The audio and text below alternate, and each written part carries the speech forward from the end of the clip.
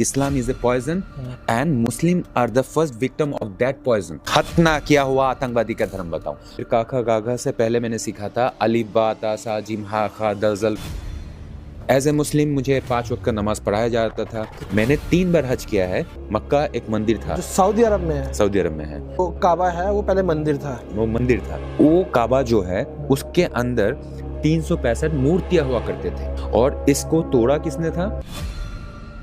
मूर्तियां तोड़ी तो गई थी पर वो हिंदू देवी देवताओं की मूर्तियां नहीं थी। वो जो वहाँ पे अरब के जो स्थानीय देवता थे वो उनकी मूर्तियों के बारे में जिक्र है। अब मुझे ये बताओ कि दुनिया में मूर्ति पूजा कौन सा धर्म करता है? काबा के अंदर की बात है। ये काबा जो ब्लैक से ढका हुआ था, ब्लैक कपड़े से पूरा, उसके अंदर घंटा है, आप बता रहे हैं। घंटा है और कलावा पूरा लगा हुआ है। यस। तो इसके कई प्रमाण है, कहीं लिखित में है ये चीज। हर एक मुस्लिम इसीलिए है क्योंकि उसको जन्नत का लालच है। ये जहाँ पर भी काफिरों को पाओ मार डालो, ये लिखा गया है कुरान में लिखा गया है। क्यों मारना है? क्योंकि उसका बिलीफ सिस्टम हमारा जैसा नहीं है। इस्लाम का परवरिश होता है कि डरो, हमेशा डरो। किससे डरो? अल्लाह से। मुस्लिम फैमिलीज में वर्जिनिटी लॉज ज्यादातर कजिन्स में ही होते हैं।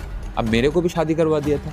अब मुझे थोड़ा सा ऑकवर्ड लग रहा था कि ये तो आपा था, आपा मतलब दीदी। इस दुनिया में जब भी कोई इस्लाम के सच्चाई को सामने उजागर करा है उसको मार दिया गया है। तो आपका जन्म सऊदी अरब में हुआ, तो एक मुस्लिम परिवार में कैसे परवरिश होती है, क्या बच्चों को सिखाया जाता है? सर एक चीज आपने देखा होगा कि मेरा वाइब्रेशन में थोड़ा सा वायलेंस है, मैं मानता हूँ। मैंने अपने लाइफ में 7 साल की उम्र में पहली बार एक इंसान का गला कटते हुए देखा था। मैंने। आपकी माता जी बांग्लादेश से थी। yes, तो बांग्लादेश की भी एक्चुअल सिचुएशन क्या है? दीपू चंद्र दास अत्याचार हो रहा है हिंदुओं पे, इसका मल्टीप्लाई बाय 10 करो। हिंदू लोग अपना जिंदगी बचाने के लिए वो डस्टबिन के अंदर छुप के रह रहे हैं। हाथ में आ जाए तो काट के मार रहे हैं। नाम पूछा जा रहा है। महिलाओं की क्या स्थिति है? Everyone is getting raped. कब आपको लगा आई हैव टू क्विट इस्लाम, मुझे अब इस्लाम छोड़ना है? नमस्कार दोस्तों, मेरा नाम है दीपक सिंह, आप देख रहे हैं प्राइम इंडिया। दोस्तों प्राइम इंडिया पर मैं आपको ऐसे इंटरनेशनल लोगों से मिलाता हूं जो या तो भारत में रहते हैं, भारतीय परंपरा से जीवन जीते, या पूरी दुनिया में सनातन धर्म का प्रचार करते हैं। इसी क्रम में आज हमारे साथ एक और मेहमान है। इनके माताजी बांग्लादेश से थी, पिताजी इनके भारत से थे और इनका जन्म हुआ सऊदी अरब में और लगभग 21 साल तक आप सऊदी अरब में रहे हैं। आज हम इनसे बात करेंगे बांग्लादेश की सिचुएशन पर। ये अब ये हिंदू है, पहले ये मुस्लिम थे और ये दुबई में इंजीनियर भी थे। तो आज इनकी पूरी लाइफ के बारे में, इनके घर वापसी के बारे में इनसे बात करेंगे। नमस्ते। ओम नमः शिवाय। ओम नमः शिवाय। कैसे हैं आप? जी बहुत बहुत धन्यवाद आपका हमारे साथ जुड़ने के लिए। सबसे पहले आप हमारे दर्शकों को अपना नाम बताइए। अभी सब लोग मुझे सत्य साधु नाम से जानते हैं क्योंकि अब मैं सन्यासी हूँ। लेकिन हाँ, मैं पैदा हुआ था सऊदी अरब में। मेरा फादर का नाम है सैदुर रहमान। वो रॉयल सऊदी एयरफोर्स में सिविल इंजीनियर थे और मैं सऊदी अरब में 21 साल रहा था और मेरा नामकरण किया गया था हमारा फैमिली के द्वारा। वो ये है कि एक बार कोई भी मुस्लिम हज करता है तो उसको हाजी कहा जाता है। मैं अगर एक बार हज करता तो मेरा नाम होता हाजी मोहम्मद सनीउर रहमान मियाँ। मैंने 3 बार हज किया है तो इसलिए मेरा नामकरण किया गया था अल हज मोहम्मद सनीउर रहमान। तो आपका पूरा नाम जो था अल हज मोहम्मद सनीउर रहमान मियाँ। आपने 3 बार हज किया। क्या किस उम्र तक आपने 3 बार पूरा कर लिया था? देखिए, मेरा पहला जो हज हुआ था मैंने 11 साल की उम्र में किया।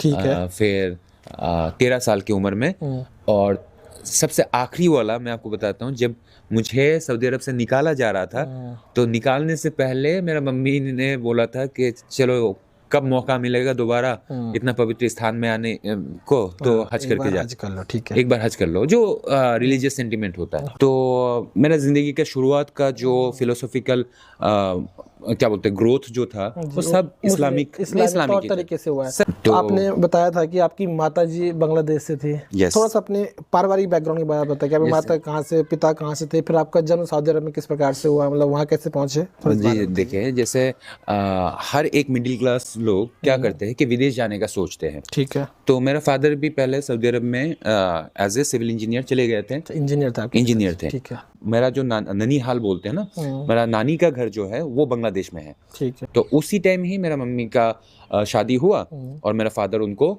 सऊदी अरब लेके गए। ठीक है। और वहाँ पर ही फैमिली में 21 साल मैं रहा एज ए मुस्लिम। हर एक मुस्लिम फैमिली में उसके बच्चों को इस्लामिक तालीम मतलब द एडुकेशन ऑफ इस्लाम वही दिया जाता है। तो मेरे लिए कारी साहब रखा गया था।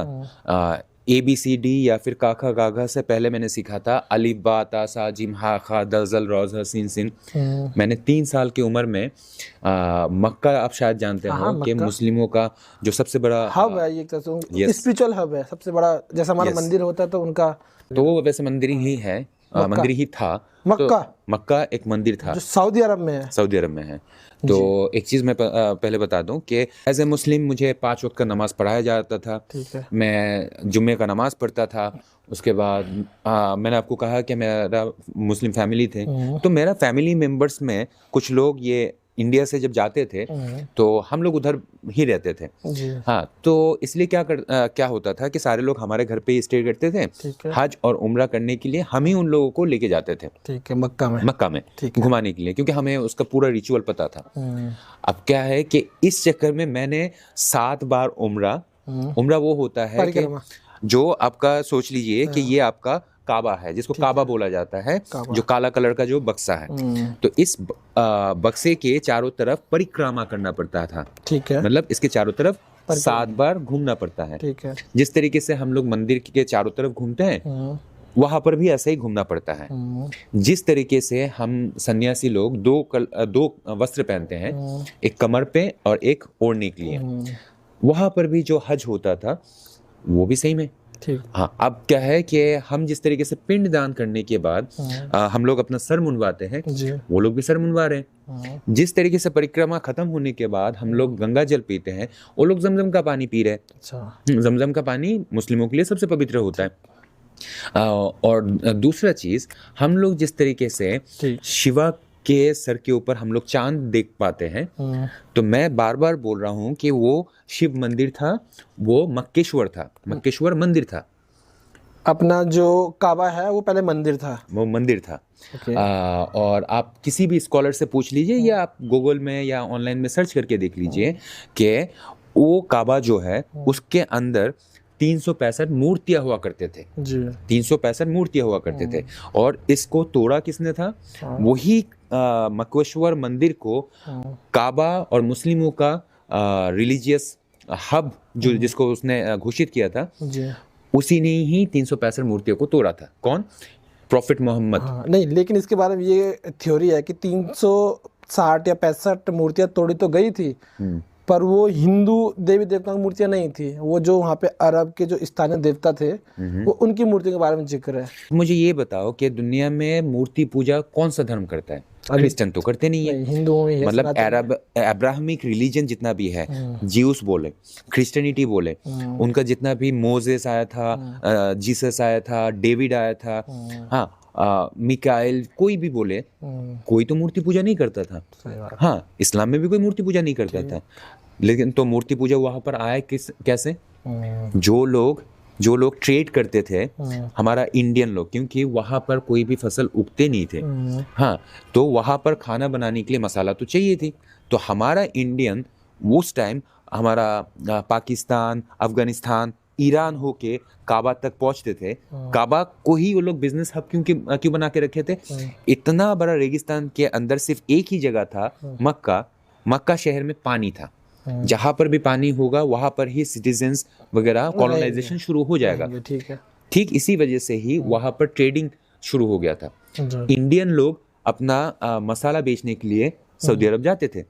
और जाने के टाइम आपको पता है कि हमारा पश्चिम बंगाल का जितना भी क्या बोलते हैं, श्री कृष्णा को मानने वाले होते हैं, वो अपना बाला कृष्णा को अपने साथ लेके चलते हैं। लड्डू गोपाल से कहते हैं। लड्डू गोपाल जो है, हाँ, बाला कृष्णा बोलो या वो लड्डू गोपाल है, उसको साथ में लेके चलते हैं। तो हमारे हिंदुइज्म का भी इष्ट देवता हुआ करता था। हिंदुओं का इष्ट देवता जो है, जो हिंदुस्तानी वहां मसाला बेचने जाते थे, वो अपना इष्ट देवता को साथ में लेके जाते थे।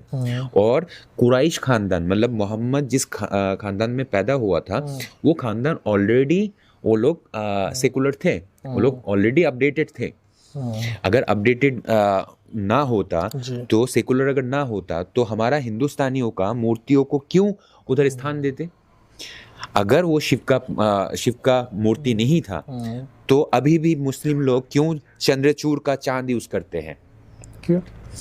वो इसीलिए क्योंकि हजरत मोहम्मद सल्लल्लाहु अलैहि वसल्लम जिसको बोला जाता है द प्रॉफिट ऑफ इस्लाम, उनका फादर का नाम था अब्द अल्लाह। अल्लाह है द मून गॉड, हबल। आप अगर ऑनलाइन में देखिए द मून गॉड, और हम मून गॉड किसको मानते हैं? चंद्रचूड़ को। अब हम जैसे मैं एक शिवादास हूँ, हाँ, जैसे हमारा जितना भी भगवान है उन सबको तो मानता हूँ, लेकिन शिवा को एक पर्सनली एक एफेक्शन है मेरा। तो मोहम्मद का जो पिता था अब्दुल्ला, उसका नाम में ही ये है, अल्लाह मीन्स चंद्रचूड़, अब्द मतलब दास। अच्छा। उसका पापा खुद उसी भगवान का ही, उसी शिवा का ही दास हुआ करता था। तो आप बेसिकली करेगी जो काबा था सऊदी अरब में, मक्का में, वो पहले मंदिर था। तो इसके कहीं प्रमाण है, कहीं लिखित में है ये चीज, या हवाई बातें हैं? हवाई बातें नहीं, हमें पढ़ना है हदीस, सही बुखारी, मुक़्सिदुल मोमिन, सही मुस्लिम, इस तरह का मल्टीपल हदीसेस का किताबें हैं। ठीक है। हाँ, अब क्या है कि उस किताबों को अगर आप अच्छी तरह पढ़ोगे तो आपको इतिहास, इस्लामिक इतिहास, हर चीज़ आपको पता चल जाएगा कि प्रॉफिट मोहम्मद कब पैदा हुए थे, 570 ईस्वी में। ये सारे इन्फॉर्मेशन मेरे पास कहाँ से है? हदीसेस में लिखा हुआ है। अच्छा। हाँ, मैं ऑफ कोर्स हवाई बातें मुझे तो सपना नहीं आएगा, जो मैं पढ़ा हूँ वही बता रहा हूँ। तो प्रॉफिट मोहम्मद 570 ईस्वी में पैदा हुआ था।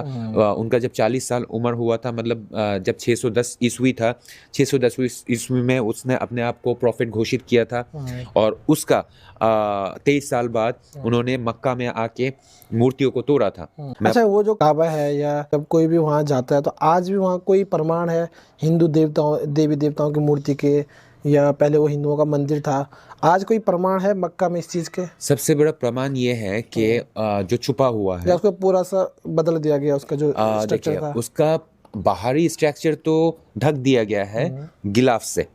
हाँ, गिलाफ बोला जाता है, जो काला कलर का जो कपड़ा होता है, उसको गिलाफ बोला जाता है, उससे तो ढका गया है। लेकिन मैंने जब उधर हज करने गया था, वो था फ्राइडे का दिन। अब उस दिन कोई एक शेख का मन किया कि आज थोड़ा सा सेवादान करता हूँ काबा को।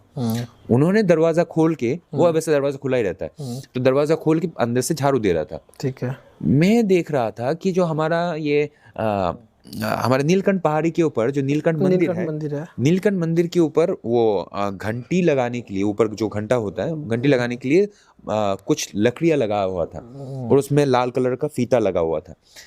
मैंने नीलकंठ पहाड़ी में देखा, ये सेम चीज काबा के अंदर देखा मैंने। सेम चीज मतलब क्या चीज? घंटा भी था? घंटा भी लटका हुआ था। और क्या था?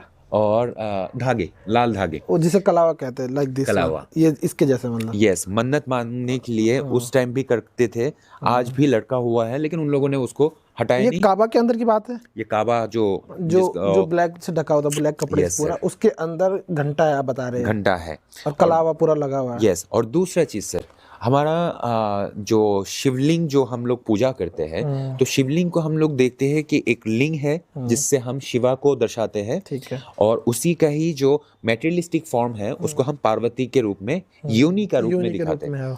हाँ, अब क्या है कि इस चीज को हम लोग इस तरीके से देखते हैं। सपोज ये है आपका ऊपर का जो हिस्सा है शिवलिंग, और सामने ये है योनि। ठीक है।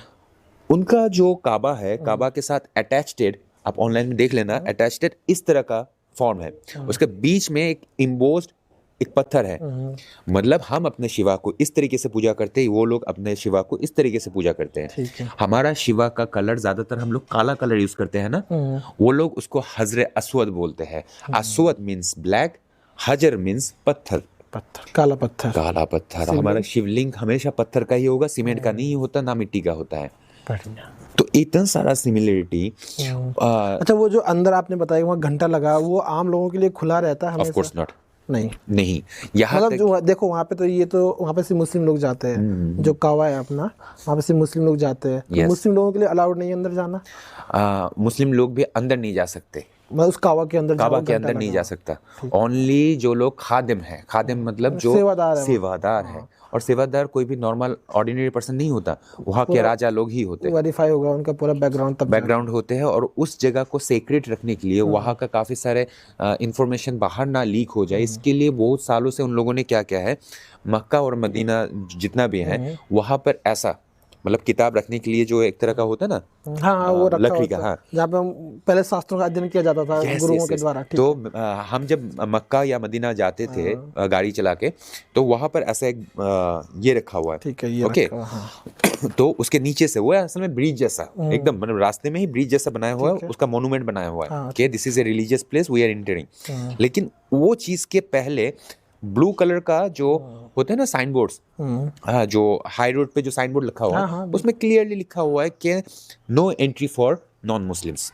हाँ, जब आप काबा की तरफ, मक्का की तरफ जाते यस।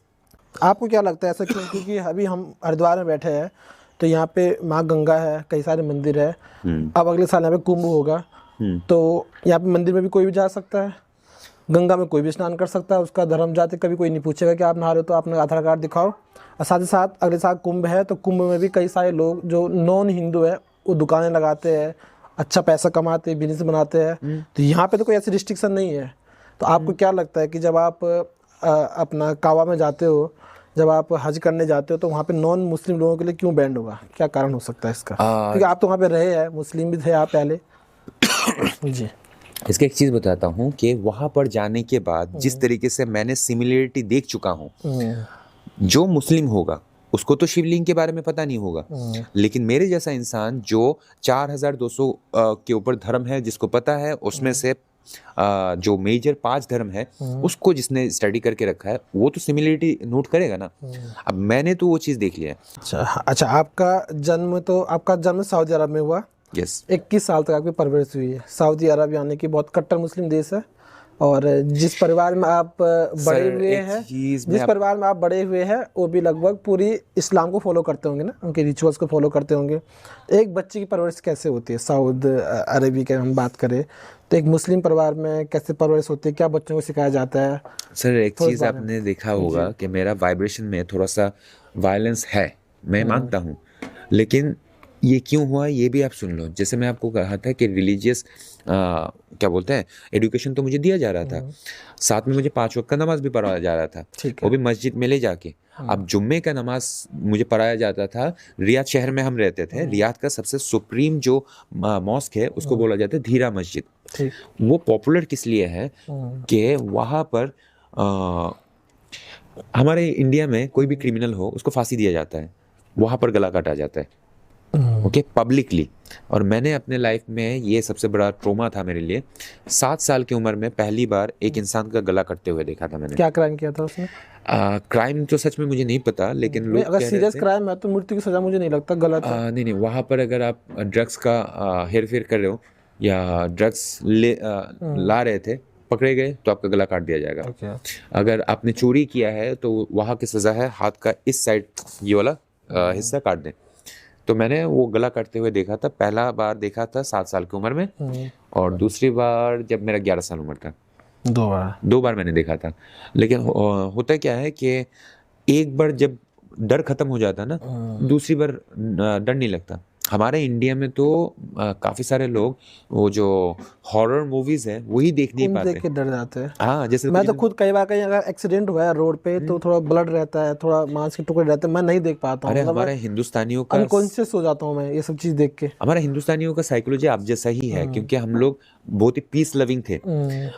लेकिन इसी वजह से ही ये देखो धुरंधर मूवी आया था, उसमें थोड़ा सा ब्लड्स वगैरह है। एनिमल मूवी आया था, कितना विरोध कर रहे हैं कि ऐसा चीजें होना नहीं चाहिए, लेकिन सऊदी अरब में लाइव हो रहा है। इंसान मतलब वो तो टीवी में वो तो शायद रूह अफ़ज़ा या वो पतंजलि का जो गुलाब जल होता है उसी का कलर हो सकता है, लेकिन मैंने जो देख के आया हूँ ना, किसी भी चिकन या क्या बोलते हैं पशु का खून नहीं था, वो इंसान का खून था।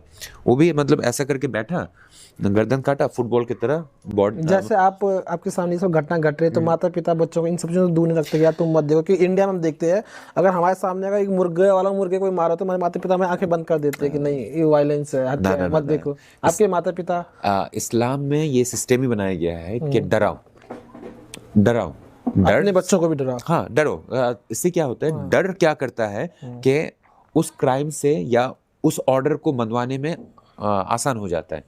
हाँ, everyone can buy everything, just you need to know the price. अब क्या है, इस्लाम में कोई भी ईमानदार जो होता है ना, मतलब रिलीजियस जो ईमानदार होता है कि बहुत कट्टर मुस्लिम है, उसको कैसे मुस्लिम बनाया जाता है? मुझे भी, हर एक मुस्लिम को क्या बनाया जाता है? 3 चीज़ उसको त्याग करना पड़ता है, तब जाके वो एक्स मुस्लिम बन सकता है। 3 चीज़ क्या क्या है? पहला कि ये जो जन्नत का जो हूरों का जो कहानी है, 72 हूर मिलेंगे, तो हूरों का जो कहानी है ये लालच पैदा करता है। हर एक मुस्लिम इसीलिए है क्योंकि उसको जन्नत का लालच है। हर एक मुस्लिम इसीलिए है क्योंकि उसको जहन्नम का डर है। चलो, ये दोनों काल्पनिक है, ठीक है, क्योंकि किसी ने ना जन्नत देखा है ना जहन्नम देखा है। लेकिन एक चीज रियल है, प्रैक्टिकल है।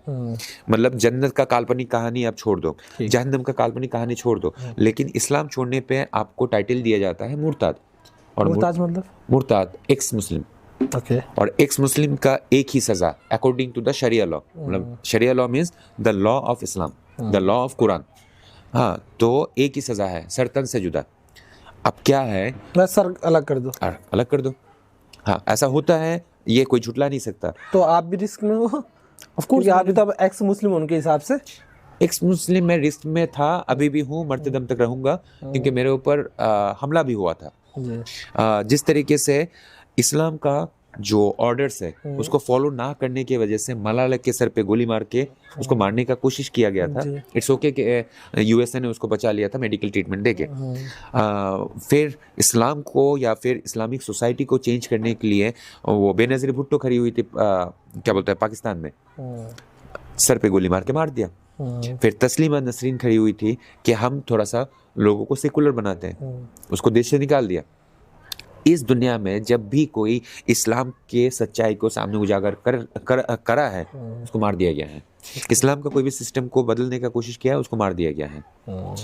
जो चीज़ हमारा सनातन में नहीं है। सनातन में अगर कोई कृष्णा भक्त अगर शिवा का नाम ले रहा है, ये नहीं बोलता कि शिवा का नाम क्यों ले रहा है, सरतन से जुदा। कि जब आपकी परवरिश बचपन में हुई थी सऊदी अरब में एक इस्लामी परिवार में, तो क्या बच्चे को क्या मानसिकता सेट की जाती है उनकी, कैसे उन्हें बड़ा किया जाता है, क्या बेसिक, क्योंकि आपने वो बचपन जिया है, अभी आप सनातन में आ चुके हैं, तो क्या फ़र्क आपने देखा कि बचपन में जो मुस्लिम परिवार में जो सऊदी अरब जैसे कट्टर देश में कोई बच्चा पैदा होता है तो उसको कैसे डेवलप किया जाता है, किस चीज़ के लिए तैयार किया जाता है उसे?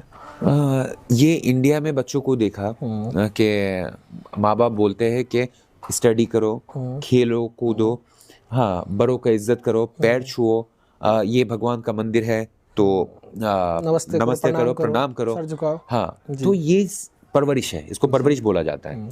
इस्लाम का परवरिश होता है कि डरो, हमेशा डरो। किससे डरो? अल्लाह से। हुक्म, अल्लाह का हुक्म से डरो। अल्लाह ने 5 वक्त का नमाज पढ़ने के लिए बोला है, 5 वक्त का नमाज पढ़ो।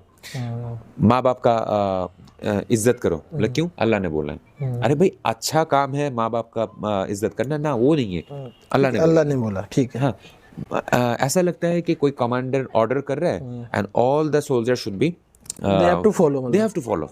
और ये तभी हो सकता है जब वो कोई इंपीरियलिज्म डॉक्ट्रिन हो। रिलीजन के नाम पे मैं बार बार डॉक्ट्रिन ही देखा हूँ।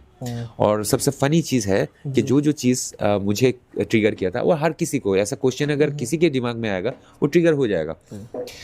जैसे मुझे बोलते थे कि सारे मुस्लिम जन्नत में जाएंगे। ओके, ठीक है। मेरा फादर ने एक गलती किया था, मुझे रिलीजियस टीचर तो रख दिया, साथ में वो ये भी चाहता था कि मैं डॉक्टर इंजीनियर की तरफ कुछ एक ओहदा बनूं। मेरा फादर की इच्छा था मैं आईटी इंजीनियर बनूं, कंप्यूटर इंजीनियर बनूं, जो मैं बना हूं। तो मेरा फादर ने रिलीजियस एजुकेशन के साथ साथ वो मेटेरियलिस्टिक दुनिया का जो एजुकेशन है वो भी दे दिया था। अब मैंने क्या किया था कि मदर तेरेसा के बारे में पढ़ लिया था। मदर तेरेसा ने बहुत अच्छे काम किया था, उसमें मैंने पढ़ा था कि ऑर्फन हाउसेस खुले थे। तो मैंने बोला कि अच्छा, ये मदर तेरेसा कहाँ जाएगी? बोला कि क्या नाम बताया? बोला कि मदर तेरेसा। बोला तेरेसा ना, वो तो मुस्लिम नहीं है। बोला नहीं, मुस्लिम नहीं है। बोला तो जहन्नम में जाएगी, नरक में जाएगी। अच्छा। बोला कि अरे भाई, तो इतना जो पुण्य कमाया, इतना नेकी किया, उसका क्या मतलब? उसका क्या? बोला कि वो तो कुएं में जाएगा, नेकी कर कुएं में डाल। बोला कि ये कैसी बात होगी? किस लिए वो जहन्नम में जा रही है, नरक में क्यों जा रही है? क्योंकि नॉन मुस्लिम है। वो नॉन मुस्लिम है। बोला कि ये तो कुछ पॉलिटिकल। पिता ने बोला आपको? मेरा पिता ने, मेरा कारी साहब, जबकि आपके पिता तो वेल एजुकेटेड इंसान थे ना?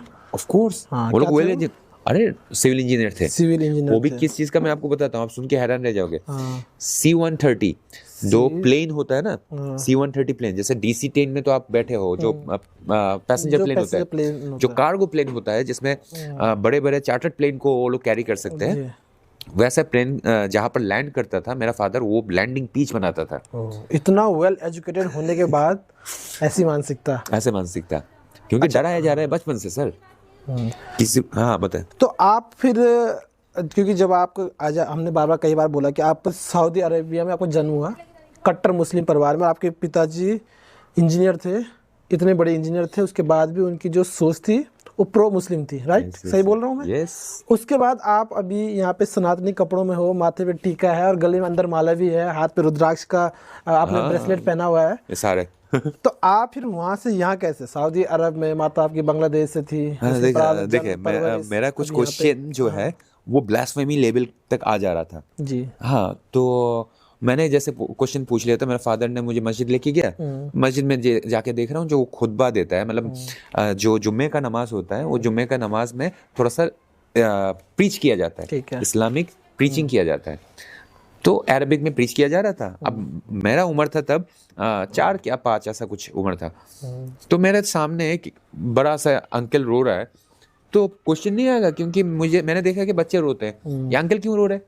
हाँ, तो मैंने बोला कि अच्छा ये रो क्यों रहा है, मेरे पापा को बुला के मैं बोला कि ये रो क्यों रहा है मस्जिद के अंदर बैठ के। पहले बोला कि ओके ठीक है, फिर बोला कि नहीं रो क्यों रहा है बताओ ना, लेकिन ये नर्क के बारे में बता रहे हैं, नर्क के अंदर इंसानों को किस तरीके से जलाया जाता है, फ्राई किया जाता है, काफी सारा डिस्क्रिप्शन दिया, कैसे ट्रीट किया जाता है नर्क के अंदर, मरने की बात की मरने की बात है। तो मैंने बोला कि ओह अच्छा ठीक है, समझ गया, मतलब कि हाँ टॉर्चर की बात करेगा तो कोई भी रोएगा ना, अंदर टॉर्चर हो रहा है। उसके बाद सेकंड क्वेश्चन जो मेरे पास आया, पापा को बोला कि अच्छा ये जाके देख के आया क्या, बोले कि ये तो बता रहा है, बोले कि ये तो ऑफेंड हो गया। मेरा फादर खुद ऑफेंड हो गया था, बोले कि ये कैसी बात हो गई। ओके, नोट करना, ये एक क्वेश्चन जिसका आंसर मुझे कभी मिला नहीं था। दूसरा, मैं जन्म के बाद से ही, मेरा जन्म हुआ था अल यमामा हॉस्पिटल 1987 1 अक्टूबर हॉस्पिटल में जन्म हुआ था, जो एक फिलिपीनी नर्स ने मुझे निकाला था। अब क्या है कि वो इंसान गाड़ी में बैठ के घर आया था, 1987 क्या बोलते हैं 1985 मॉडल डाटसन निसान गाड़ी था मेरे फादर का। उस गाड़ी में मैं घर पे वापस आया। तो जो इंसान विदेश में बड़ा हो रहा है, सब कुछ मतलब रिच फैमिली है, हाँ, तो वो इंसान गाड़ी में ही तो जिंदगी गुजारा है। लेकिन गाड़ी में मैं देखता था मेरा फादर वहाँ का जो स्टीयरिंग है ना, उल्टा साइड में है। हाँ, हाँ, लेफ्ट साइड में, यहाँ राइट में चलता है, वहाँ लेफ्ट साइड में स्टीयरिंग होगा, ठीक है। Yes yes. अब क्या है कि लेफ्ट साइड में स्टीयरिंग है, चलते उधर राइट में है, राइट में चलते। तो मेरा फादर इस साइड में बैठा हुआ है, मेरा मदर इस साइड में, मैं बीच में बैठ के हमेशा देखते रहता था। मैं क्यूरियस ज़्यादा था, हर चीज़ में क्यूरियस हूँ। तो मैं देख रहा था कि मेरा फादर एक प्रेस कर रहा है, मैं पूछ लिया था ये क्या है, बोले एक्सेलेटर, बोले ये क्या है, बोले ब्रेक, वो क्या है, बोले क्लच। और मेरे टाइम पे वो मेरे फादर का वो ऑटो गियर वाला था नहीं, मैनुअल गियर था। बोले कि ये क्या है, बोले कि गियर है, बोले ये क्या है, स्टीयरिंग है। सब कुछ मैं समझने के बाद ब्रेन के अंदर मंथन कर रहा हूँ मैं, समुंदर मंथन। फिर मैंने पूछ लिया था कि अच्छा मम्मी को क्यों गाड़ी चलाना नहीं देते, मम्मी क्यों गाड़ी नहीं चलाते, बोले कि ये क्या बोला अलाउड नहीं है। बोले कौन अलाउ करेगा, बोले कि नहीं गवर्नमेंट अलाउ नहीं करते। बोले कि इतना रेगिस्तान पड़ा हुआ है, किसी भी रेगिस्तान में ले जाओ, जब तक पकड़े नहीं जाते तब तक, हाँ तब तक सिखा दूँ, ठीक है। हाँ, बोले कि नहीं इस्लाम में हराम है लड़कियों का ड्राइविंग करना। अब मेरा क्वेश्चन ये है कि ऐसा कौन सा पार्ट एक्स्ट्रा चाहिए जो मेरा मम्मी के पास नहीं है गाड़ी चलाने के लिए? हाथ पैर आंख सब कुछ तो है, सब कुछ तो है। हाँ। गाड़ी को कहाँ पता चलेगा कि एक्सेलेटर दबा कौन रहा है, वो किन्नर दबाए औरत दबाए, ये वाला मेरा सोच था।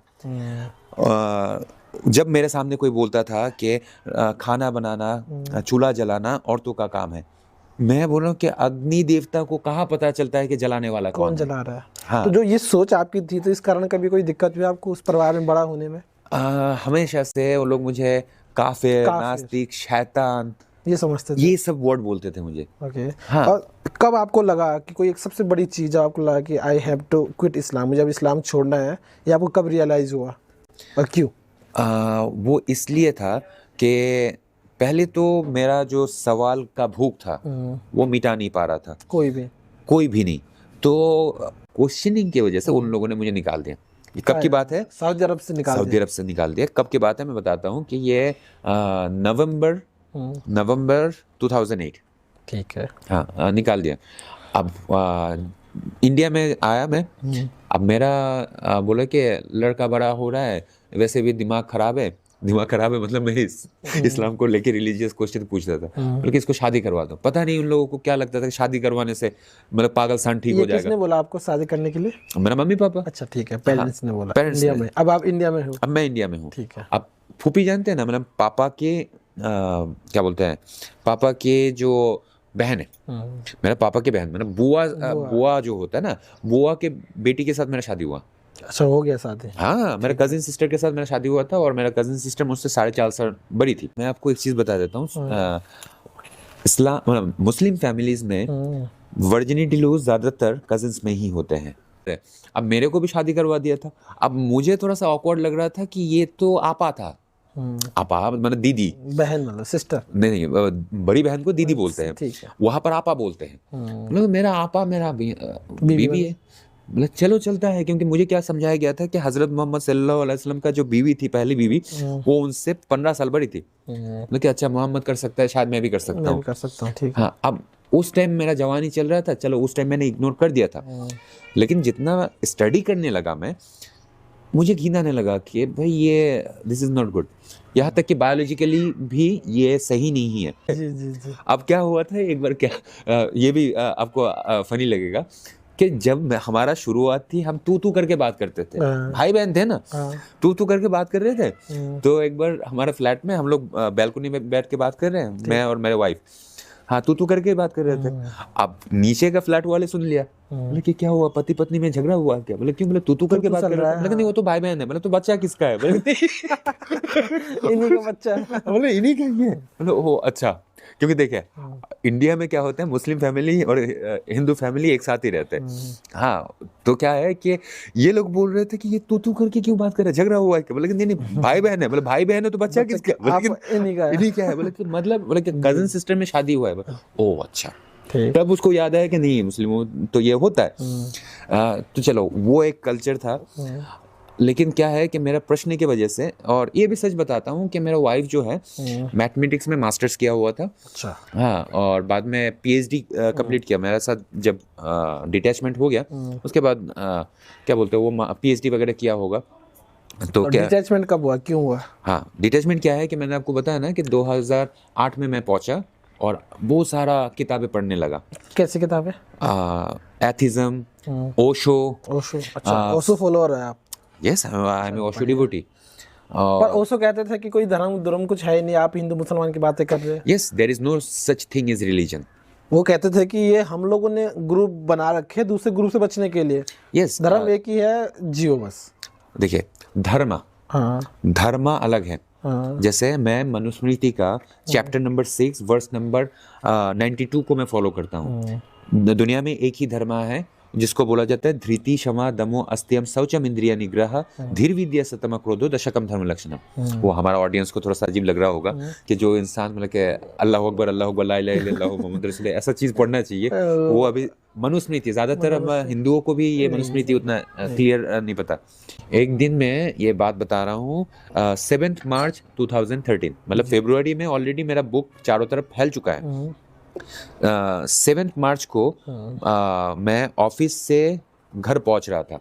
कहाँ की बात है ये? ढाका, बांग्लादेश में। हाँ, क्योंकि मैं उस टाइम बांग्लादेश में CDBL central depository Bangladesh limited, वहाँ ये है बांग्लादेश का ढाका स्टॉक एक्सचेंज और चिटागोंग स्टॉक एक्सचेंज, वहाँ का जो ट्रांजैक्शन होता था वो हमारा इंडियन एक कंपनी के सॉफ्टवेयर से ही चलते थे। अच्छा। हाँ, तो वो पूरा सॉफ्टवेयर हमारा ही मैनेजमेंट पे था। आप इंजीनियर थे उसके? मैं EOD इंजीनियर था वहाँ का, मेरा एंड ऑफ डे प्रोसेस करने के लिए मैं इंजीनियर था। अब मैं घर पे जब वापस आ रहा था, मुझे काफ़ी देर से एक इंसान फॉलो कर रहा था। मीरपुर नाम का उस जगह पर मैं उतरा। मैं जिस गली से मैं अपने घर जाता था, वो गली में तब 7 मार्च था, वो नेशनल छुट्टी था उस दिन। तो मैं उस गली में जा रहा था, कोई इंसान नहीं थे, सुनसान था। तो एक इंसान जो काफी दूर से मुझे फॉलो कर रहा था, वो पीछे से आ रहा था, सामने से 2 इंसान आए, चॉपर, जिससे बांग्लादेश में तो गोमाता को काटा जाता है, वैसा चॉपर से नारा तकबीर अल्लाह अकबर बोल के मुझे काटना शुरू किया था। हमला वहाँ पर हाँ, ढाका में। तब मेरे दिमाग में आया कि it's better to be a living coward than a dead hero. अभी हीरो बनने का टाइम नहीं है, पहले भागो। हाँ, तो मैं भागते भागते एक ट्रैफिक पुलिस का जो वो बूथ होता है उसके अंदर घुस गया, ढाका में। उन्होंने मुझे क्या बोलते हैं, हॉस्पिटल लेके गए। 3 दिन में आईसीयू में रहा, फिर 3 महीना में पैरालाइज रहा। मेरा मम्मी पापा हर कोई बोल रहा था कि क्या बोल के ऑल लीग किसके बारे में, ऑल लीग इस्लाम के बारे में। अभी भी आपके खिलाफ थे? यस, वो लोग लड़का मारा गया, सपोर्ट नहीं, वो लोग बोल रहे कि ये तुम्हारा गलती है क्योंकि तुम काफिर बनने जा रहे हो। हाँ, तुम क्यों ये सब लिखने गए।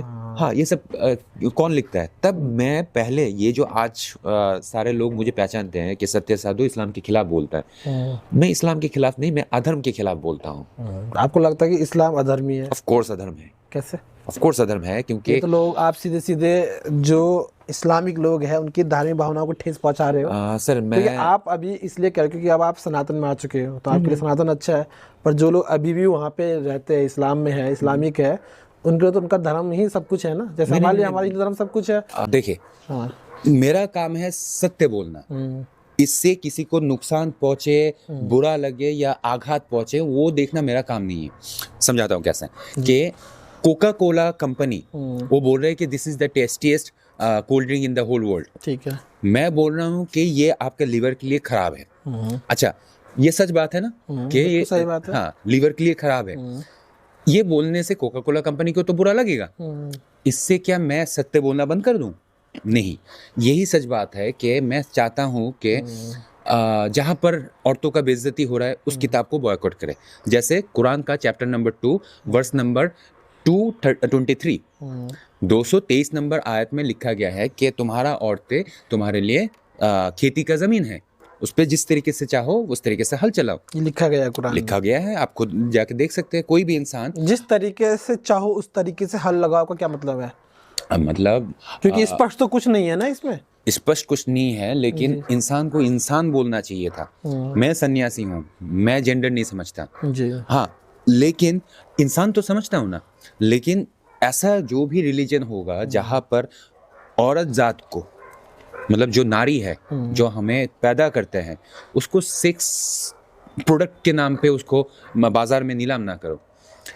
जिस तरीके से चाहो उस तरीके से हल चलाओ, मतलब इस्तेमाल करो एज ए सेक्सुअल प्रोडक्ट।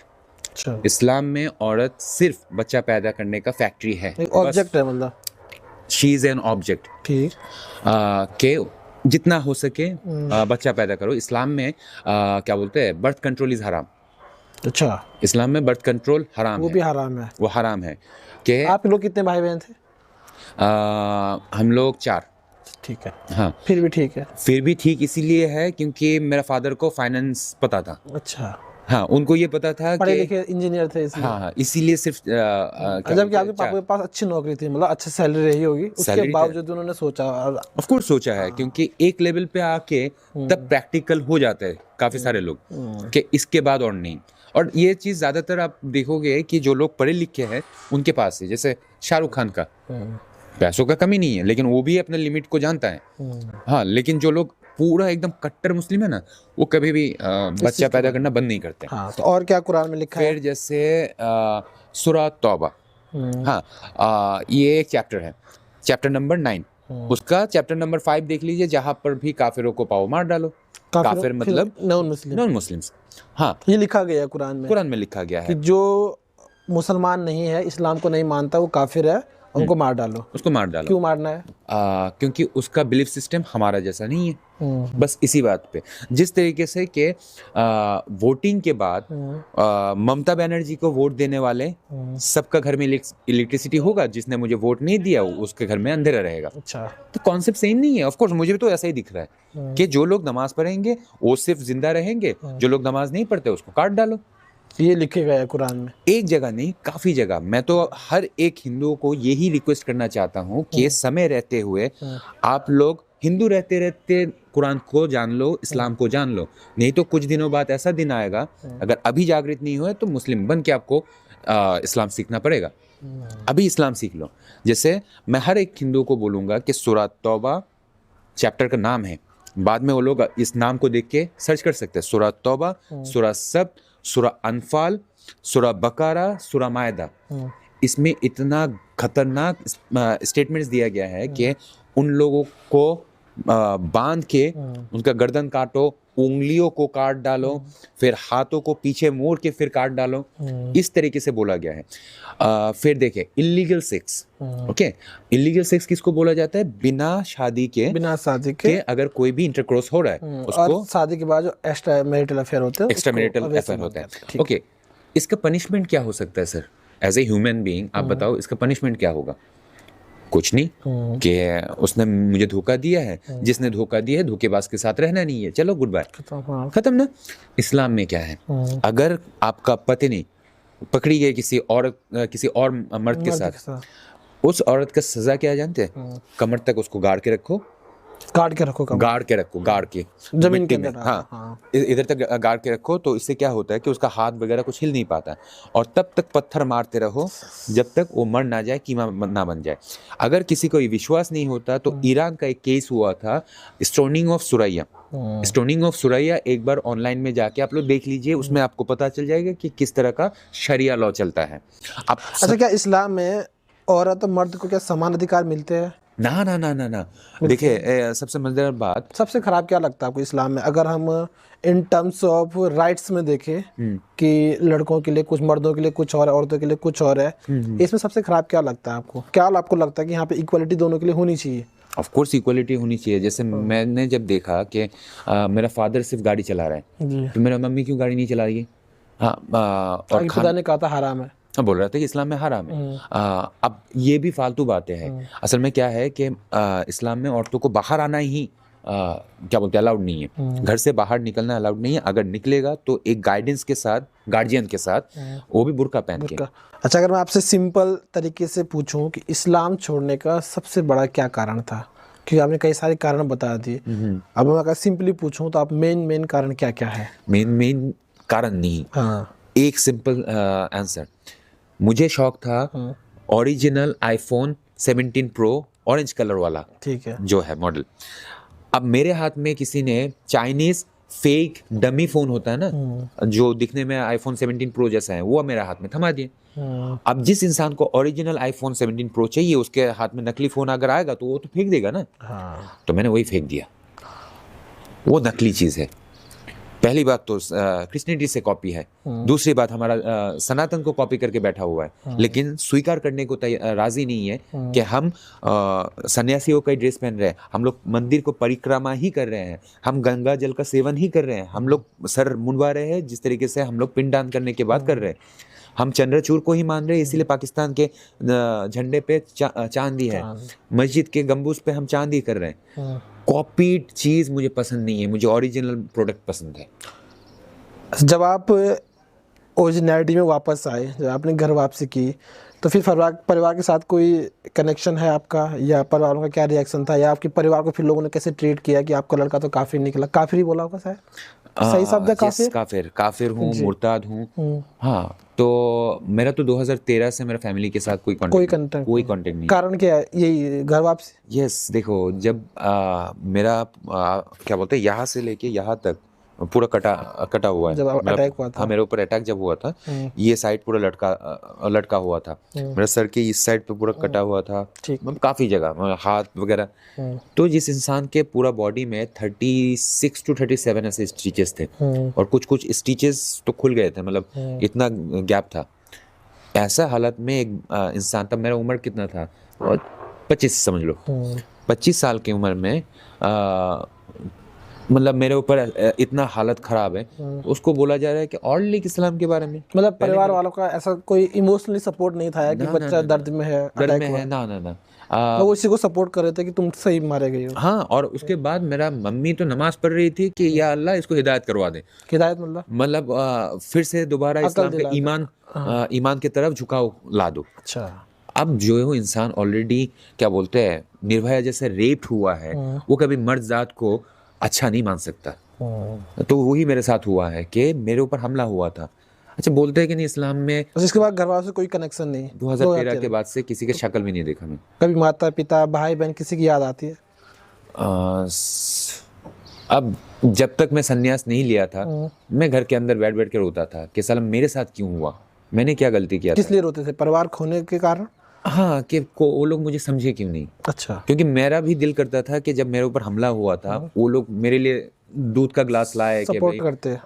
कि भाई दूध पी ले, सही बन जा, ठीक हो जा। ना, उन लोगों ने बाद में क्या किया कि तू निकल जा। तो उन्होंने घर से निकाला आपको? हाँ, क्योंकि आप इस्लाम के खिलाफ बोलने लिखने लगे थे। यस। और ये भी बता दूं कि जब ये चीज़ हुआ, मैंने सबके सामने बोल दिया था कि जमाते इस्लाम और ABT अंसारुल बांग्ला टीम ने मेरे ऊपर हमला किया है, नारा तकबीर अल्लाहू अकबर बोल के। जी। ये स्टेटमेंट जब मैंने दिया, मेरा माँ बाप तो ऐसा किया, फिर बांग्लादेश में CDBL central depository Bangladesh limited, वहाँ से मुझे निकाल दिया गया। अच्छा, हाँ, बांग्लादेश की सिचुएशन में आना चाहेंगे क्योंकि आजकल थोड़ा सा माहौल खराब है बांग्लादेश में, स्पेशली हिंदुओं के लिए। आप तो बांग्लादेश में रहे हैं अपने ननिहाल में माता जी के साथ, तो अभी बांग्लादेश की जो सिचुएशन है, एक्चुअल सिचुएशन क्या है जो हम मीडिया में देख रहे हैं, जैसे दीपू चंद्र दास के साथ हुआ और भी कई सारी फुटेज वीडियोज आए जहाँ पे कि महिलाओं के साथ अत्याचार हो रहा था, ये कुछ केसेस हमारे सामने आए हैं। तो ये कुछ केसेस ही वहाँ पे हो रहे हैं या मास लेवल ये चीज़ें हो रही है, हमारे पास कम आ रही है? क्या एक्चुअल स्थिति है बांग्लादेश की? देखिए, सबसे पहली बात कि वहाँ जो लोग ऑपरेट कर रहे हैं हर चीज़, मैंने पहले ही बोला है कि अभी तो उधर कोई रूलिंग गवर्नमेंट है नहीं, इलेक्टेड गवर्नमेंट तो है नहीं। तो वहाँ पर क्या है कि Ansarul Bangla team, the terrorist group, मतलब अलकायदा गैंग जो है, वो लोग वहाँ पर सारी चीज़ें ऑपरेट कर रहे हैं। ठीक है। अब क्या है कि मीडिया वगैरह को भी कंट्रोल कौन कर रहे हैं? यही ABT, अंसारुल बांग्ला टीम। तो ये ABT ऑफ कोर्स ये तो सबके सामने आने नहीं देगा कि we are breaking all the rules of human rights commission. Okay, तो वो लोग रूल्स तोड़ रहे हैं सर। अब हुआ क्या है कि जब वो लोग क्या बोलते प्रचार कर रहे हैं, टेलीकास्ट कर रहे हैं, वो तो अपना ये सब चीज़ें तो दिखाएगा नहीं। जो गांव में पूरा बस्ती पे बस्ती वो लोग आग जला के सब साफ कर रहे हैं। रात को कोई सो रहा है तो बाहर से आग जला के, जिंदा जला के मार रहे हैं। हिंदुओं को या हिंदुओं को काट रहे हैं, जो कुरान में बोला गया है कि काफिरों का काटो। को काटा जा रहा है वहाँ पे, क्यों? क्योंकि वो तो एक धर्मनिरपेक्ष राष्ट्र है ना बांग्लादेश को। वो तब तक था जब तक शेख मुजीबुर रहमान जिंदा थे, जब तक शेख हसीना वहाँ पर रूलिंग पे थे। अब ये भी बता दूं सर कि आपने बोला वो सेकुलर कंट्री है, सेकुलर कंट्री बनाने का आशा रखने वाला या फिर मंशा रखने वाला सबको काटा जा रहा है। अच्छा, बांग्लादेश जब बना था, जब वो ईस्ट पाकिस्तान से अलग हुआ था 1971 में, है ना, तब वहाँ पे लगभग 20% हिंदूज थे। अभी लगभग 8 से 10% रह गया है। नहीं, 3.8 है। यस, लेकिन जो इंटरनेट पर डाटा उसमें भी 8-10% है। पब्लिकली इमेज खराब ना हो इसलिए 8% दिखाया। बांग्लादेश की भी एक्चुअल सिचुएशन क्या है? दीपू चंद्र दास जैसे कुछ केसेस जो हमारे सामने आ रहे हैं कि अत्याचार हो रहा है हिंदुओं पे, इसका मल्टीप्लाई बाय 10 करो। मल्टीप्लाई बाय 10 सब हमारे सामने नहीं आ रहा है। मैं काफ़ी सारे लोगों को देख रहा हूँ, हिंदू लोग अपना जिंदगी बचाने के लिए वो डस्टबिन के अंदर छुप के रह रहे हैं। हाँ, हाथ में आ जाए तो काट के मार रहे हैं, नाम पूछा जा रहा है, यहाँ तक कि तलवार के बलबूते पे धर्म परिवर्तन करवाया जा रहा है, जिस तरीके से हमारे इंडिया में मुगल लोग आके किए थे। अभी पश्चिम बंगाल में वही होने वाला है और बांग्लादेश में ऑलरेडी हो रहा है। महिलाओं की क्या स्थिति है बांग्लादेश? खेती का जमीन को क्या किया जाता है? हल चलाया जाता है ना, सबके ऊपर हल चलाया जा रहा है। मतलब एवरीवन इज गेटिंग रेप्ड। और मर्दों को वो लोग अपने ज़िंदगी बचाने के लिए इस्लामिक वेशभूषा लेके बैठा हुआ है, लेकिन फिर भी उसका खतना चेक करके उसको ख़त्म किया जा रहा है। जिसमें डाउट है कि ये मुस्लिम दिख रहा है लेकिन है नहीं, उसका फिर खतना चेक हो रहा है। यस, धुरंधर मूवी में तो सिर्फ दिखाया गया है कि वो बोल रहा है कि मैं मुस्लिम हूँ, इसलिए उसको एक्सेप्ट किया गया है। लेकिन बांग्लादेश में धुरंधर जाएगा तो उसको मार डाला जाएगा, क्योंकि वो पहले ही खतना चेक करेगा। तो ये सिचुएशन चल रहा है अभी। तो वहाँ पे सिर्फ जो नॉन मुस्लिम है उन पे अत्याचार हो रहे हैं, जो शेख हसीना के जो सपोर्टर्स है उन पे भी हमले हो रहे हैं। मैं एक चीज़ बता देता हूँ कि 1971 में जो जनरल था याहिया खान, उन्होंने बोला था कि इन हिंदू औरतों को इतना बलात्कार करो कि आने वाले नस्ल मुस्लिम पैदा हो। ठीक है। हाँ, अब उस टाइम क्या हुआ था कि हिंदू किसको बोला जा रहा था? जो हिंदू है वो तो हिंदू है, जो आवामी लीग पंथ है वो भी हिंदू है। मतलब जो लोग इंडिया के पास हाथ फैलाया था कि प्लीज हमें बचा लो, इंदिरा गांधी के पास जो भी हाथ फैलाया था, शेख मुजीबुर रहमान से शुरू करके उनका जितना भी मुक्ति वाहिनी और मुजीब वाहिनी, सब ने जब हाथ फैलाया इंडिया के पास, बोल रहे कि ये भी हिंदू है, इसको भी काटो। तो अब क्या हो रहा है कि वहाँ की जो सेकुलर मुस्लिम्स है वो भी इंडिया के पास हाथ फैलाने से डर रहे हैं कि एक बार अगर हम लोगों ने लेटर पोस्ट कर दिया तो दीपू चंद्रदास की तरह हमें भी जला के मार दिया जाएगा। और जो औरतें हैं उसमें मैं ये भी बोलना चाहता हूँ कि अगर मेरा माँ बाप, मेरा 3 बहनें और मेरा माँ अगर अभी बांग्लादेश में रहा, फॉर एग्जाम्पल बांग्लादेश में रहा, वो लोग मेरा माँ और मेरा बहनों को भी रेप करेंगे क्योंकि वो लोग आवामी लीग है। आई एम सॉरी टू से बट इट विल हैपन। मतलब आप मुस्लिम नहीं भी हो और आप शेख हसीना की पार्टी को सपोर्ट करते तब भी आपको खतरा है?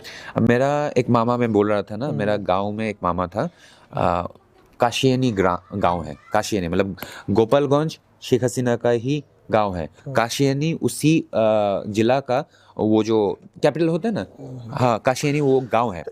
वहाँ पर हमारे एक मामा जो प्रो आवामी लीग थे, पेट्रोल डाल के जिंदा जला दिए। और कुछ जो स्लोगन देते थे ना कि जय बांग्ला जय बांग्ला, असल में शेख हसीना जय बांग्ला बोलता था, तो जय बांग्ला बोलने वाले को गले में फांसी डाल के लटका के मारा जा रहा है। और क्या कर रहे हैं कि जब भी उसको लटकाया जा रहा है, मरने के बाद उसके ऊपर कागज में लिख के जा रहा है कि जय बांग्ला। आपने कब बांग्लादेश छोड़ा था लास्ट टाइम? 2013। उसके बाद से कोई टच में है आपका जो हिंदू हो और बांग्लादेशी हो? मेरा काफ़ी सारे टीम है जो लोग मेरा फॉलोअर्स है, जो ग्राउंड लेवल पे वो सारे चीज़ें देख रहे हैं। क्या स्थिति, क्या कह रहे हैं वहाँ के जो हिंदू है बांग्लादेश के, अभी वो क्या कह रहे हैं, क्या उनकी डिमांड है, क्या वो चाहते हैं? देखिए, बांग्लादेश के साथ मेरा बहुत बड़ा लिंक है और बांग्लादेश का जो आवामी लीग पंथ है वो लोग मुझे पसंद कर रहे हैं इसलिए क्योंकि मैं ही एक इंसान हूँ जो खुला बोल रहे हैं कि प्लीज मुझे बांग्लादेश का 130 करोड़ हिंदुओं को बचा के मुझे दे दो। बार बार चीख के ये बोल रहा हूँ, इसलिए वो लोग मुझे बोल रहे हैं कि भाई आपका मुहिम बहुत ही अच्छा है, प्लीज आप गवर्नमेंट के पास हमारा ये जो निवेदन है वो प्लीज कर दो कि हमें जिंदा बचा दो। जिंदा कैसे बचाना है वो लोग भी मुझे यही आइडिया दे रहा है कि जिस तरीके से 1971 में इंदिरा गांधी बस 10 दिनों का गैप में 6 तारीख को इधर से फाइटर प्लेन उड़ा और 10 तारीख तक वो देश आज़ाद हो चुका था। हाँ 16 दिसंबर 10 दिनों में वो देश आज़ाद हो गया था। तो अभी तो हमारे पास फाइटर प्लेन्स, बजूका, फिर अलग अलग इक्विपमेंट सब कुछ है। यहाँ तक कि हमारे पास ऑलरेडी प्रैक्टिस भी हो चुका है। हम लोगों ने पहलगांव अटैक भी किया है, हम लोगों ने जो सिंदूर अटैक किया था, हम लोगों ने उरी अटैक किया है। मतलब नाउ वी आर प्रोफेशनल। तो हम लोग अब जाके क्यों सेव नहीं कर पा रहे हैं हमारे पड़ोसी देश में अटके हुए हिंदुओं को? हिंदुस्तान हो के अगर हिंदुओं को नहीं बचाएंगे तो हिंदू होने का फायदा क्या सर? तो ये एक्चुअल सिचुएशन है वहाँ बांग्लादेश की, मीडिया में मतलब बहुत कम आ रहा है। यस। कैसे हिंदू बच सकते हैं वहाँ पे? मोहम्मद अली जिन्ना गांधी को एक आइडिया दिया था कि अगर हमारा मुस्लिमों को बचाना है तो उसको पाकिस्तान दे दो, है ना, नहीं तो ग्रेट कैलकटा किलिंग करके और हिंदुओं को मारेंगे। तो इसी चीज का सोल्यूशन देने के लिए गांधी ने बोला था कि मेरा भाई जा तू पाकिस्तान ले ले। अगर हमारा भारत माता को कोई काट सकता है तो बांग्लादेश भी तो भारत का ही अंश है ना, तो उसको भी काट के बांग्लादेश को मुस्लिम को ही रहने दो। बोंगो देश नाम का हिंदू राष्ट्र 1,30,00,000 हिंदुओं को दे दो। मतलब मैं वो निवेदन कर रहा हूँ हमारा मोदी जी से, जो निवेदन श्री कृष्ण ने 5 पांडव के लिए किया था। किसके पास? कुरुवंश के पास। मैं बांग्लादेश के पास ये निवेदन रखना चाहता हूँ, प्लीज अपने मर्जी से हमारा 1,30,00,000 जो हिंदू है उसको एक बोंगो देश नाम का हिंदू राष्ट्र दे दो।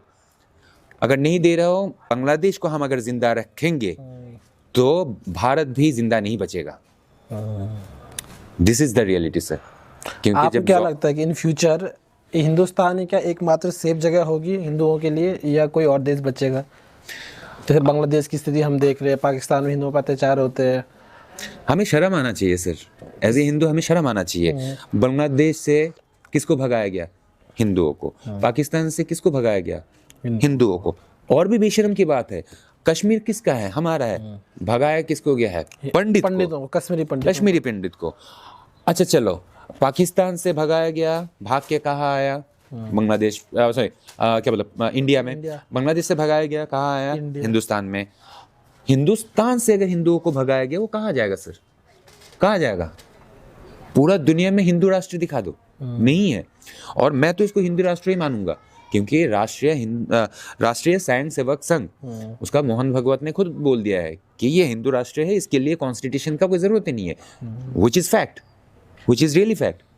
तो उस जगह पर हम कोई भी आक्रमणकारी का धर्म को जगह दे ही नहीं सकते, क्योंकि हमारे ऊपर दुनिया में कोई भी धर्म आक्रमण नहीं किया था। ब्रिटिश आया था, उसने खुद बोला था this is not a religious fight. Okay, क्या बोलते हैं, ज्यूस आया, ज्यूस बोल रहे हैं कि हमें हर जगह से भगाया गया है, please give us shelter. Parsi आया, उसको हम लोग शेल्टर दिए। इस्लाम को शेल्टर देने का जगह नहीं है हमारे पास, क्योंकि इस्लाम हमारे ऊपर आक्रमण करके आया था। अगर मैं झूठ बोल रहा हूँ so just put me in the jail, अगर मैं सच बोल रहा हूँ प्लीज एक्सेप्ट इट। बढ़िया। अब ये मेरा आपसे आखिरी सवाल है, जैसे आप लीजिए, चाय लीजिए, कोई दिक्कत नहीं है। जब तक मैं सवाल पूछता हूँ, एक चाय की चुस्की ले लीजिए। तो आपने दुबई से इंजीनियरिंग की है, वेल सेटल जॉब था, अच्छा खासा कई सेक्टर में आपने जॉब किया, हर जगह बढ़िया सैलरी थी, बढ़िया पैकेज था, अच्छा जीवन था। अगर आपको मुस्लिम धर्म में मज़ा नहीं आ रहा था तो आपसे छोड़ देते, हिंदू आ जाते, चुपचाप अपना कन्वर्ट होके घर वापसी करके अपने जीवन आप सामान्य तरीके से जी सकते थे। कभी कभी आपको नहीं लगता कि जो आप अब ये सनातन का प्रचार कर रहे हो, इस्लाम के खिलाफ बोल रहे हो, सनातन के लिए बोल रहे हो, उस कारण आपको खतरा है? जैसे आपने बताया कि आपकी इंडिया में शादी हुई, आपकी पत्नी आपसे अलग कर दी गई है क्योंकि आपका जो पास था वो बहुत क्लियर नहीं था उनके दृष्टिकोण से, और अभी भी आपको कई बार खतरा महसूस होता है कि जब आप इस्लाम के खिलाफ खुला खुला बोलो, लोग आपको ढूंढ रहे हैं आज भी, तो कभी आपको रिग्रेट नहीं होता कि मैं क्यों सनातन में वापस आया हूँ, और आया हूँ तो क्यों मैं इतने खुलेआम प्रचार और विरोध कर रहा हूँ? कभी इस चीज़ का रिग्रेट नहीं रहता? इसका सवाल का जवाब तो दूंगा, उससे पहले मैं बोलता हूँ कि अगर मैं इसको चुस्की लगाने के बाद अगर देखता कि इसमें चीनी की जगह नमक है, मैं आपको बोलता कि चाय मत पीना। ठीक है, ओके। जब मुझे पता चल गया कि इस्लाम में जहरीला बहुत सारा रिचुअल्स है, तो बाकी लोगों को सावधान ना करूं। जो जहर से मेरा मृत्यु होने वाला था, तो जहरीला पेड़ को ही मैं जड़ से काटूंगा ना। जहरीला पेड़ क्या है? इस्लाम। ये तो आपने फिर कंट्रोवर्शियल बोल दिया, उनकी भावनाएं आहत नहीं होंगी जो आपके पहले भाई बहन थे? देखो सर, अगर कोई भी साइको पेशेंट अपने आप को आइंस्टाइन सोचना शुरू कर दे, तो उसको आहत करने के लिए हम लोग क्या बोलते हैं, क्या तुम आइंस्टाइन नहीं हो? नहीं, उसको अगर सच्चाई बोला जा रहा है, इसके मतलब हम उसका ट्रीटमेंट कर रहे हैं। जब मैं बोल रहा हूँ कि Islam is a poison and Muslim are the first victim of that poison. एक इंसान जब लड़की बन के पैदा हो रही है, उसको बुर्का क्यों पहनाया जा रहा है? Because of Islam. एक इंसान जब पैदा हो रहा है मर्द बन के, उसका खतना किया जा रहा है बिकॉज ऑफ इस्लाम। अगर वो इस्लाम को छोड़ रहा है तो उसका गला काटा जा रहा है बिकॉज ऑफ इस्लाम। एक लड़की को फसल का खेती माना जा रहा है बिकॉज ऑफ इस्लाम। एक लड़की का हलाला हो रहा है, क्यों? पति ने तलाक दे दिया, अब उसको किसी और के साथ सोना पड़ेगा, फिर जाके वो तलाक देगा, फिर जाके वापस आके इसका पति इससे शादी कर सकता है। ये गंदगी क्यों? Because of Islam. World trade centre क्यों अटैक होता है? Because of Islam. Pahalgam attack क्यों होता है? Because of Islam. और कितने एग्जाम्पल चाहिए? जैसे 26/11/2008 अजमल कसब, उसका नाम अजमल कसब था, उसका खतना किया हुआ था, वो मुस्लिम था। और मैं तो इस इंडिया के वो सारे नेताओं को मैं बोलना चाहता हूँ, प्लीज़ वोट के चक्कर में हमारा इन हिंदुस्तानियों को मत मारो। प्लीज़ वोट के चक्कर में सेकुलरिज्म दिखाने के लिए ये झूठ मत बोलो कि आतंकवादी के साथ धर्म का कोई कनेक्शन नहीं है। आतंकवाद के साथ धर्म का कोई कनेक्शन नहीं है। ठीक है, मान लिया, 110% मान लिया, लेकिन खतना किया हुआ आतंकवादी का धर्म बताओ सर। खतना किया हुआ आतंकवादी का धर्म बताओ।